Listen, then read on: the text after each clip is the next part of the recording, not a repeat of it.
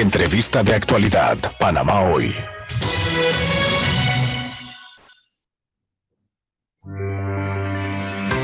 Bien, siendo las 7:32, vamos a establecer contacto con Jonathan del Rosario, ex viceministro de Seguridad de la pasada administración. Bueno, ya ha pasado bastante tiempo de la pasada administración. ¿Cómo estás, Jonathan? Bienvenido a Radio Panamá.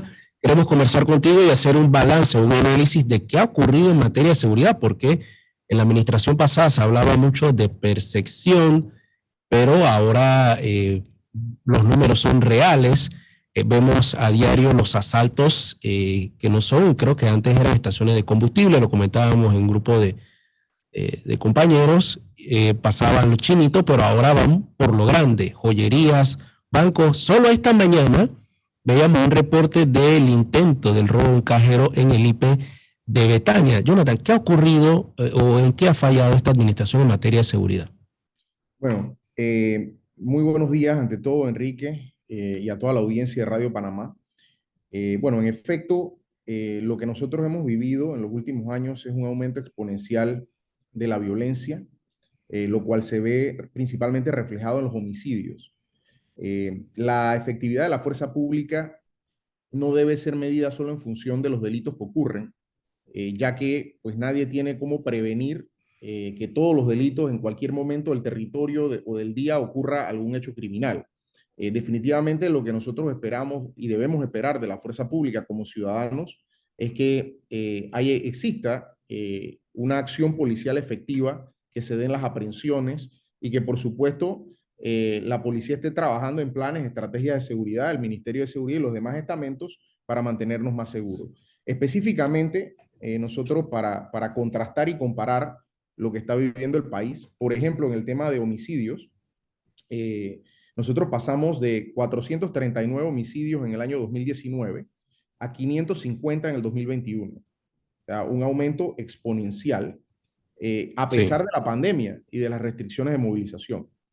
De igual manera, por mencionarte algo, en el tema de violencia, nosotros en lo que va de este año se han registrado más de 15.500 casos de violencia, ¿no? Delitos sexuales en el periodo de enero hasta finales de agosto, más de 4.000 delitos de naturaleza sexual, de acuerdo con el Código Penal y el Ministerio Público.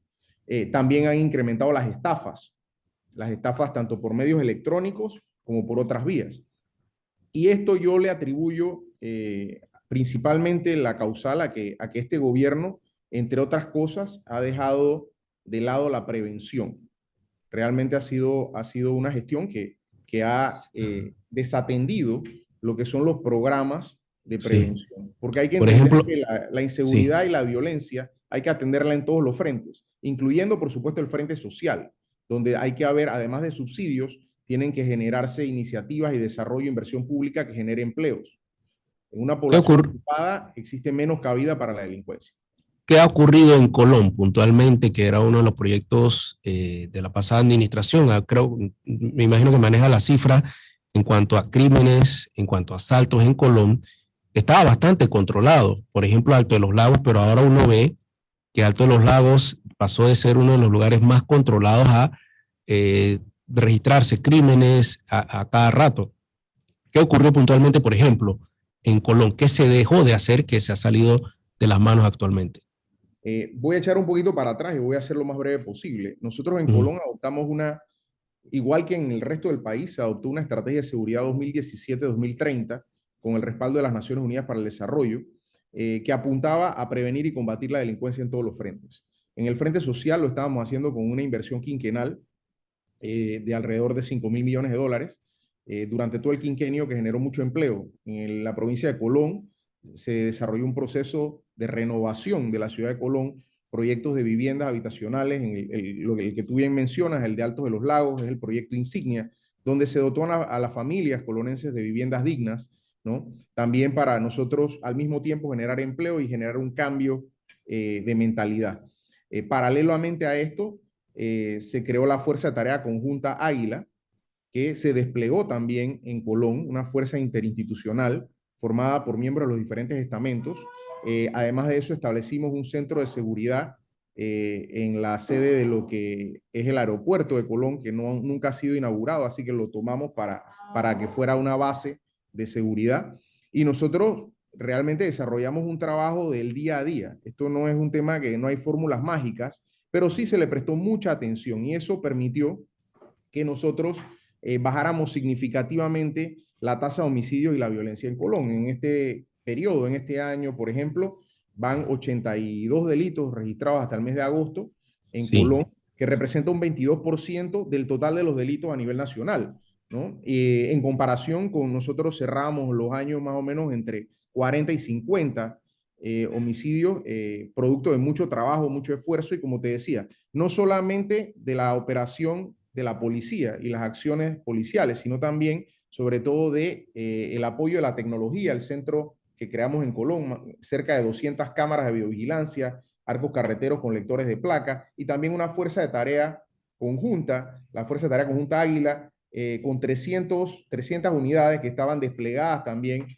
para apoyar a la policía en Colón. Este gobierno al inicio cambió el nombre de esa fuerza de tarea, lo convirtieron en los Alfa, pero bajaron el pie de fuerza, según lo que me informan, de 300 unidades a 50. Entonces, y las concentraron en la ciudad de Panamá. Entonces, ahí vemos también otra política pública que fue descontinuada. Y lo hemos visto en otras áreas también donde se han creado desajustes, ¿no? Nosotros dejamos en construcción un albergue en Darién, el gobierno lo paró y ahora resulta que no saben qué hacer con los migrantes. Porque obviamente, pues, lamentablemente, la falta de continuidad también de las políticas públicas y el desinterés de las autoridades. Más adelante vamos a ampliar ese tema de los migrantes, pero ¿qué ha ocurrido con los criminales?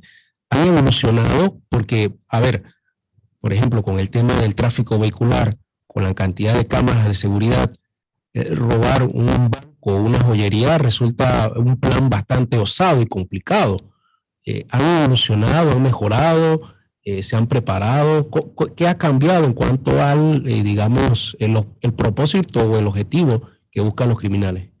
Llama poderosamente la atención que nosotros desarrollamos un centro de seguridad, el C5, Centro de Comando Control, en la sede de la Policía Nacional. Este gobierno le cambió el letrero, le cambió el nombre, ha aumentado el presupuesto de seguridad, pero nosotros no hemos visto que eso vaya de la mano de la inversión en los sistemas de tecnología, en mantener estos sistemas operando y además en ampliar la cobertura de los sistemas. Definitivamente, las redes sociales, las telecomunicaciones son empleadas por las organizaciones criminales para perfeccionar, digamos, sus hechos delictivos. La fuerza pública tiene que hacer lo mismo. Entonces, a mí me llama poderosamente la atención que el presupuesto del Ministerio de Seguridad ha aumentado y en general el del Estado, pero ha disminuido mucho la inversión. Yo te pongo un ejemplo concreto. En el periodo, en el quinquenio pasado, la administración panameñista invirtió 94 millones de dólares en la adquisición de aeronaves de patrullaje marítimo, lanchas interceptoras, una barcaza logística multipropósito para realizar operaciones humanitarias, etcétera. Y acá, si no es por una donación reciente de un avión que nos hizo los Estados Unidos, yo realmente no he visto ningún tipo de equipamiento por parte de la actual administración.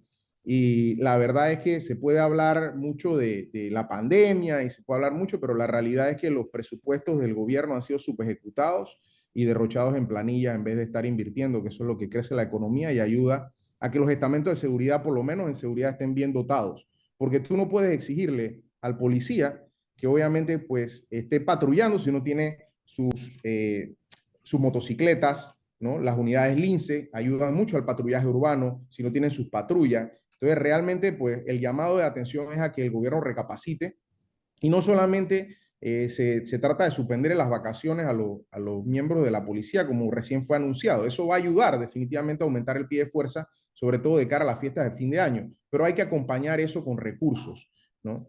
Muchos miembros de la fuerza pública necesitan chalecos antibalísticos, dotaciones de sus armas, sus equipos, vehículos Hilux o pickups de cualquier otra clase que tengan la capacidad, digamos, de movilizar, ¿no?, al personal. Entonces, todo esto al final es parte de la gestión de seguridad que tiene que ser acompañada con también las funciones que realizan otros ministerios también en el área de prevención. Por ejemplo, el INAMU, el Instituto Nacional de la Mujer, para lo que es, digamos, la prevención de la violencia y crear más conciencia sobre el fenómeno de la violencia de género es muy importante también. Entonces, no es solamente trabajar aislado. Yo siento que a esta administración eso es lo que le falta, un poco más de coordinación, tanto con el aparato de inteligencia del Estado para que puedan anticipar y capturar a las personas involucradas en delitos, como también con otras entidades de gobierno. Licenciado, usted mencionó que lo que ha afectado bastante el tema de la inseguridad en nuestro país es el tema de la prevención. ¿Qué se ha dejado de hacer o qué no se está haciendo que se ve entonces esto en el tema del aumento en actos criminales? Mira, yo les invito a toda la población a que aquellos que tengan interés en el tema revisen en la web la estrategia de seguridad 2017-2030, un documento con visión de Estado que fue elaborado de manera participativa e inclusiva, consultas a nivel nacional, facilitado por el Programa de las Naciones Unidas para el Desarrollo. En ese instrumento, nosotros no solamente adoptamos una estrategia de seguridad clara, que apuntaba a la prevención y el combate de la inseguridad, de la delincuencia y la violencia en todos los frentes, sino que la implementamos y logramos durante nuestro periodo una reducción del 37% de los homicidios que fue verificada por las televisoras, por algunos medios de comunicación. Esto representó una reducción de alrededor de 2.000 homicidios en comparación con el quinquenio anterior. Entonces, esto estaba funcionando.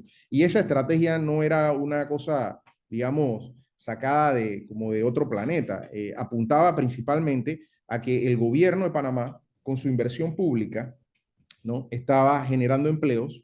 De igual manera, también estábamos trabajando con la prevención de la violencia y la delincuencia a los 3 niveles, a nivel primario con los jóvenes en las escuelas, ¿no? Los programas para mantener a los jóvenes alejados de las pandillas, de las drogas, del delito. Y estábamos trabajando de manera muy innovadora a nivel secundario con el programa Barrios Seguros, un programa que le ofrecía capacitación técnica vocacional a jóvenes en riesgo social o conflicto con la ley. Este programa capacitó a lo largo de nuestro periodo cerca de 5.000 personas, de las cuales 1.200 fueron insertadas al mercado laboral. ¿Y cómo las insertamos al mercado laboral? No solamente dándole las habilidades blandas, el entrenamiento vocacional que necesitaban, sino también guía espiritual, desintoxicando a los muchos muchachos jóvenes también que están vinculados a pandillas criminales, tienen adicciones a diferentes drogas. Hay que tratar esos problemas y no darles la espalda. Y finalmente entonces se gestionaba con contratistas de gobierno para que abrieran algunas plazas y nos ayudaran entonces a insertar a estos muchachos. Algunos de estos muchachos acabaron en la minera, acabaron trabajando en diferentes proyectos y también ganaron experiencia para la vida. Algunos de ellos absorbidos también por empresas del sector privado. Entonces, esto hay que hacerlo. Lamentablemente a veces el delito que no ocurre no se ve, la prevención no se ve. Entonces, pienso pues que por las declaraciones que se hicieron al inicio del gobierno, se pensaba que con la prevención de la violencia, la delincuencia, se estaba pactando, negociando con las pandillas. Eso no es cierto. Se estaba sencillamente creando oportunidades y al mismo tiempo, si algún muchacho delinquía o cometía algún tipo de falta, era expulsado del programa y era aprendido por las autoridades, ¿no? Entonces, nosotros, como resultado de esa estrategia, logramos, como te decía, reducir los homicidios en 37% con el quinquenio anterior. Logramos posicionar a Panamá como cuarto país a nivel global en incautaciones de drogas, ¿no?, con más de 400 toneladas, no de acuerdo con lo que digo yo, de acuerdo con las Naciones Unidas, la Oficina de las Naciones Unidas contra la Droga y el Delito.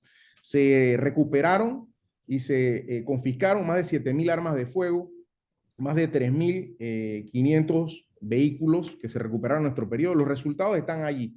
Y yo no lo digo esto porque al final no se debe medir el trabajo policial ni de los estamentos solo por las capturas, ni por los resultados, porque al fin y al cabo la opinión del ciudadano es importante. Y por eso no nos quedamos ahí, sino que hicimos la primera encuesta también de victimización, ¿no? Un esfuerzo que lo hicimos, que fue aplaudido, para tratar de reducir la brecha entre las estadísticas policiales y esa cifra sombra de delitos que no se denuncian.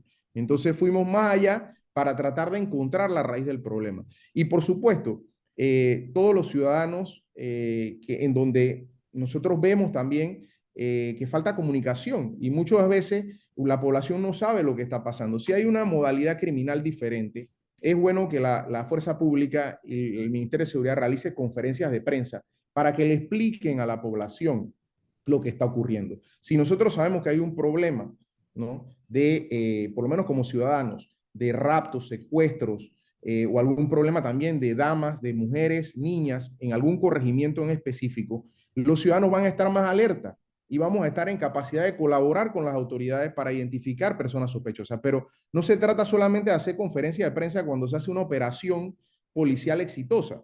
Hay que hacer conferencias periódicas. Yo visité muchas veces a Enrique para dar entrevistas, para compartir las estadísticas. Una vez al mes se hacían conferencias conjuntas. Ahí estábamos Migración, Senan, Senafrón, Policía, y estaba mi persona también, tanto como viceministro como cuando me tocó ocupar el cargo de ministro, dándole la cara a la población, explicándole lo que nosotros estamos viendo, porque al final, en el tema de seguridad, este tema es tarea de todos. Tenemos que participar, el ciudadano colaborando con las autoridades y las autoridades haciendo su trabajo.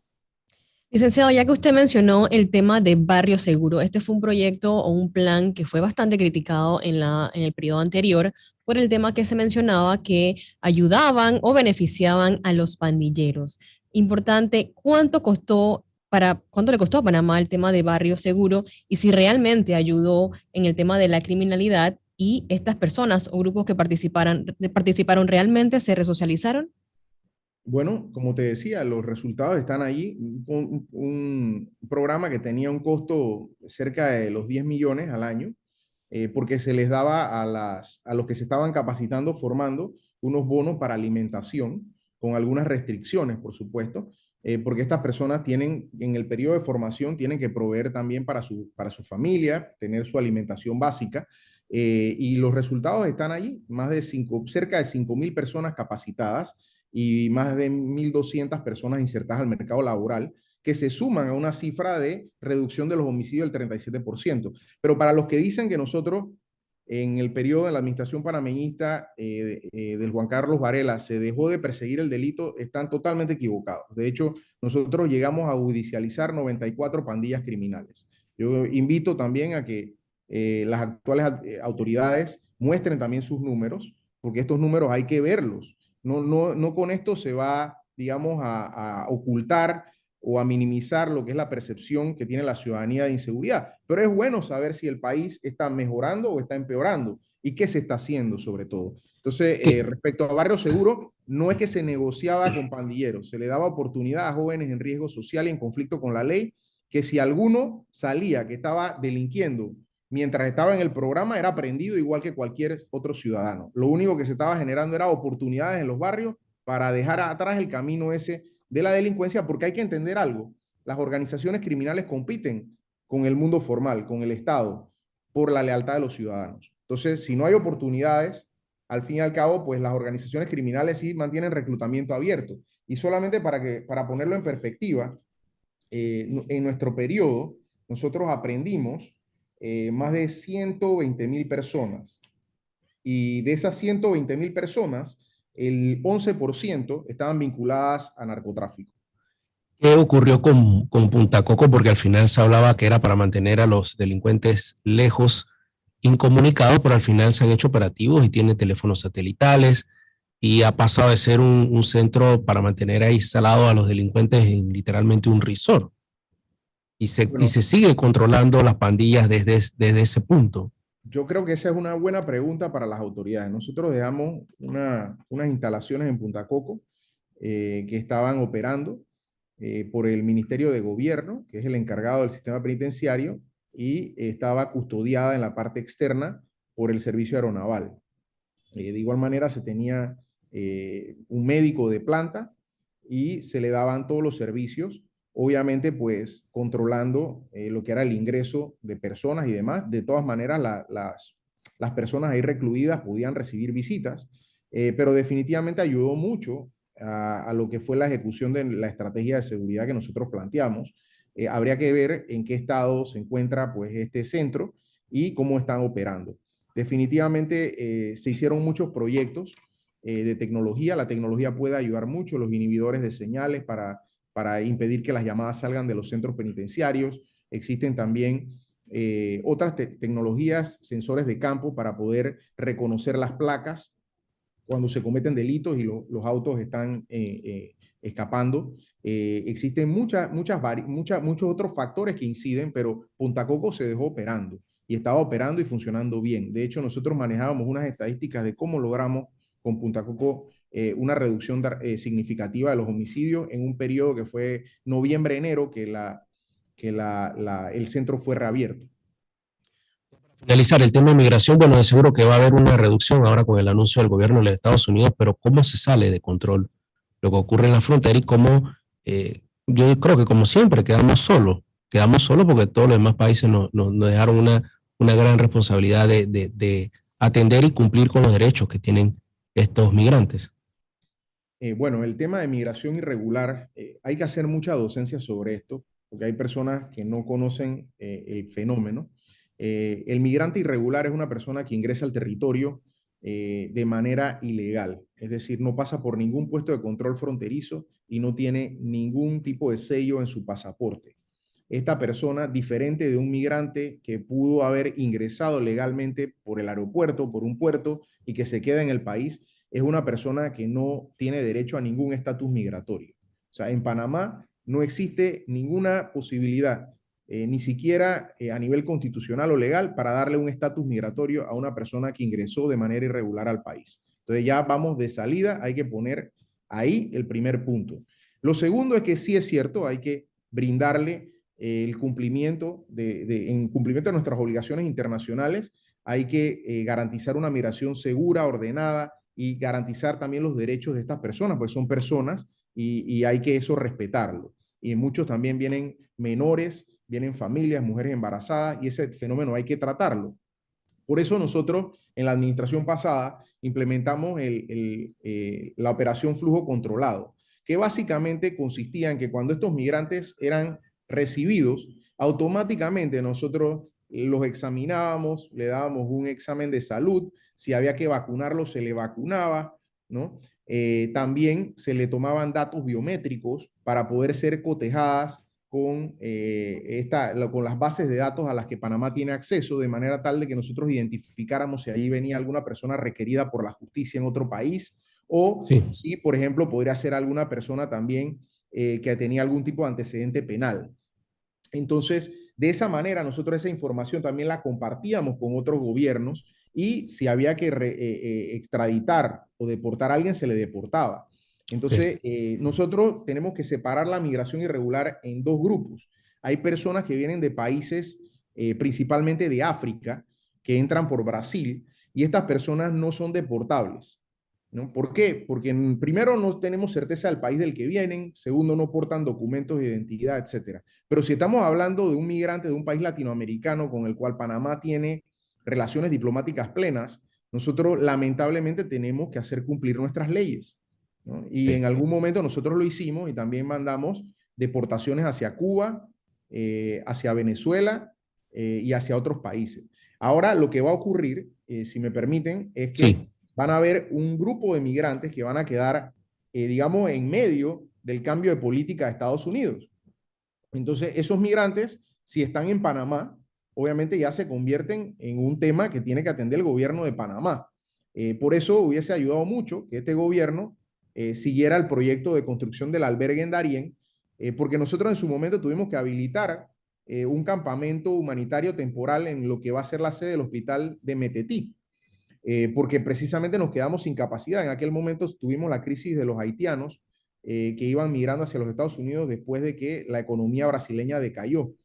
Y llegamos a tener hasta 4.000 migrantes en territorio panameño, 4.000 migrantes haitianos, y fuimos poco a poco saliendo del problema. Esto requiere también mucha coordinación con los países vecinos, Costa Rica, Colombia.